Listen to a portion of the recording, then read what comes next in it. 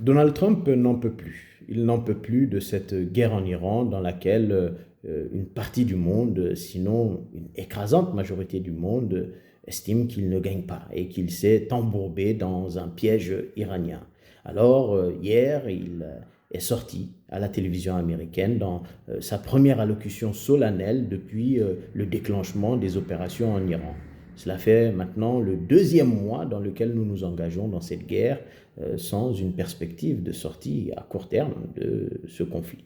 Alors, pour planter le décor, Donald Trump a expliqué et justifié les objectifs de cette guerre. Il indique qu'il n'a jamais été question pour les États-Unis de renverser le régime de Téhéran, mais plutôt d'atteindre d'autres objectifs, qui étaient de détruire les capacités balistiques de l'Iran, d'empêcher l'Iran d'obtenir un programme nucléaire. Mais là encore, on s'interroge et on se demande, est-ce que cet objectif a véritablement été atteint?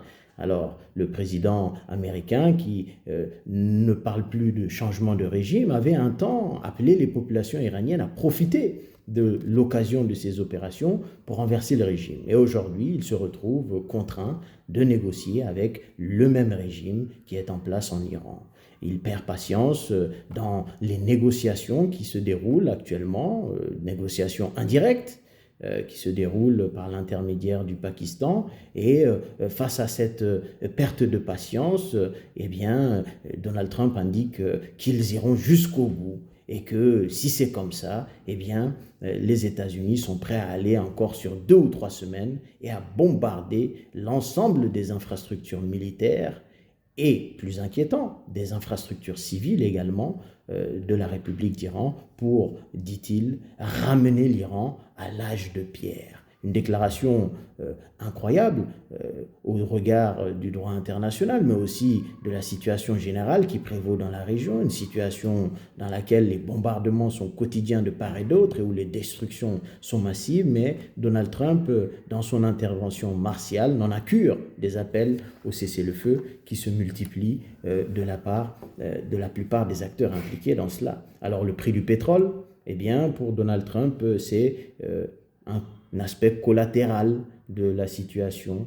Il estime qu'il faut accepter de subir cette hausse temporaire, dit-il, du prix du pétrole et que les prix reviendront à la normale rapidement. Alors, toutes ces déclarations martiales et ces appels à multiplier, à renforcer les bombardements durant les 2 à 3 prochaines semaines pour mettre à genoux, tenter en tout cas de mettre à genoux le régime iranien, sont-ils le signe que des opérations au sol seraient envisageables? Eh bien, la porte n'est pas fermée à ces opérations au sol. Et certains indicateurs montrent que cette possibilité est encore sur la table de Donald Trump. Depuis plusieurs jours maintenant, des avions de combat réputés utilisés pour appuyer des troupes au sol sont en train de se diriger massivement vers le Moyen-Orient. Dans le même temps, eh bien, il y a des dizaines de milliers de Marines qui sont en train de rejoindre la zone du Moyen-Orient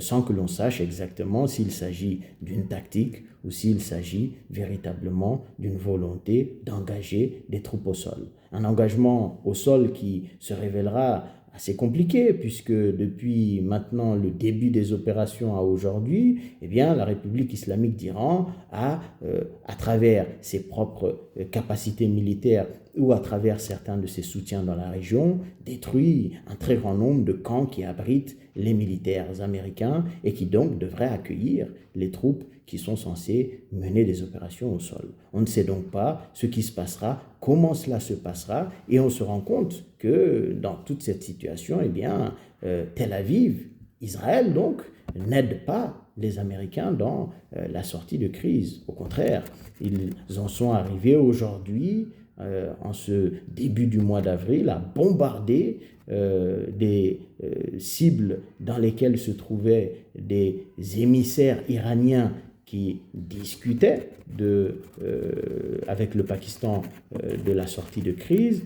Ces émissaires iraniens, dont certains membres de famille sont donc morts dans cela, et qui expliquent que selon eux, eh bien, c'est encore une fois la preuve qu'Israël ne veut pas que la situation se calme dans la région et qu'elle veut torpiller encore une fois tous les efforts visant à calmer la situation dans la région. C'est donc un bras de fer et une situation absolument explosive qui est en cours dans la région.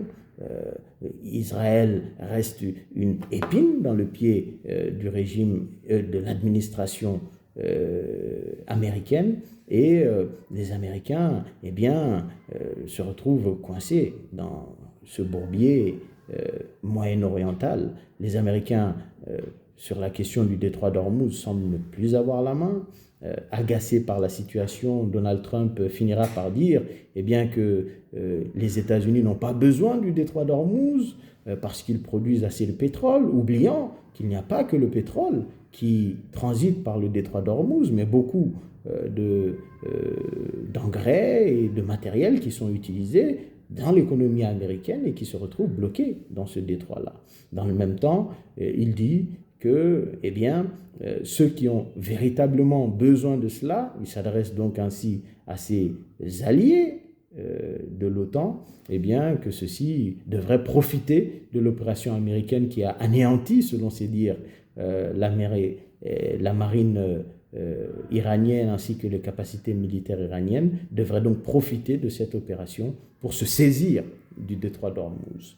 Alors la réalité sur le terrain, bien évidemment, est très différente, puisqu'on a appris récemment que l'Iran impose un droit de passage qui se fait payer d'ailleurs, selon les informations en crypto-monnaie, ont également imposé certains critères pour des bateaux qui passeraient, des bateaux qui sont jugés hostiles, d'autres qui sont jugés amis. Et donc, la mainmise de l'Iran sur le détroit d'Ormuz semble être vraiment très importante. Alors, que pourront réellement changer 2 à 3 semaines d'opérations américaines dans la détermination des Iraniens à obtenir des réparations après autant de semaines de bombardements sur leurs infrastructures, c'est la véritable question. Qu'est-ce que cela pourra changer 2 ou 3 semaines face à un régime qui lui aussi n'a visiblement pas perdu ses capacités aussi bien balistiques que militaires?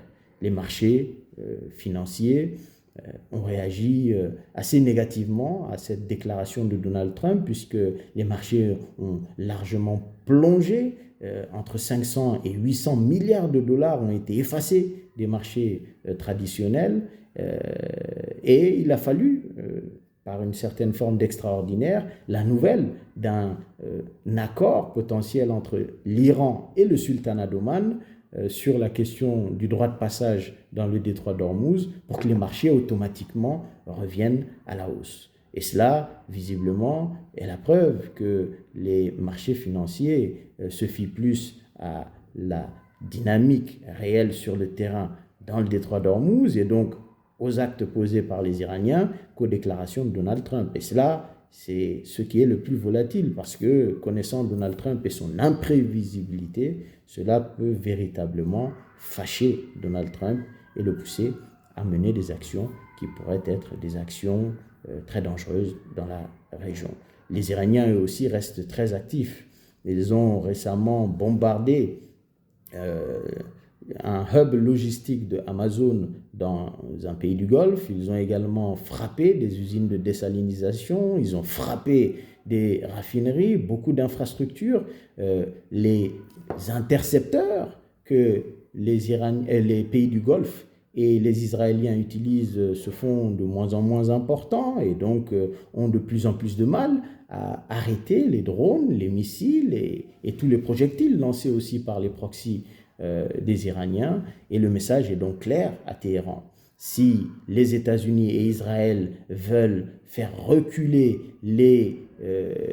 l'Iran de 30 ans, de 40 ans, et le faire revenir, comme le dit le président américain, à l'âge de pierre, Téhéran, lui aussi, fera reculer l'économie mondiale de 20, 30, 40 ans, s'il le faut, en détruisant tout ce qu'elle pourra détruire.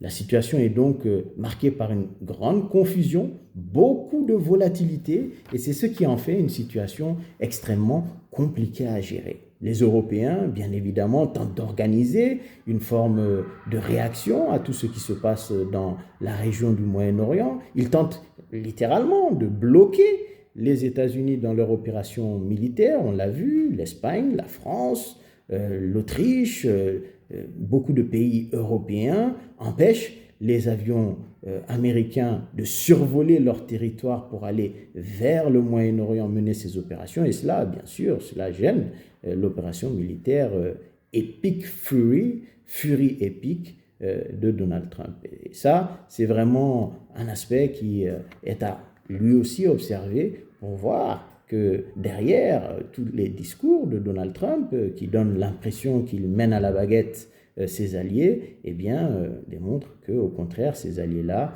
semblent exaspérés et sont maintenant prêts à empêcher les États-Unis d'avancer. Donc, la situation est extrêmement complexe. En Afrique, bien sûr, nous subissons également les conséquences de ce conflit. On l'a vu au Mali avec l'augmentation récente des prix du carburant à la pompe. On le voit dans d'autres pays où beaucoup de prix sont en train d'augmenter. Chacun donc souhaite qu'une solution soit rapidement trouvée à la situation au Moyen-Orient et particulièrement dans le détroit d'Ormuz.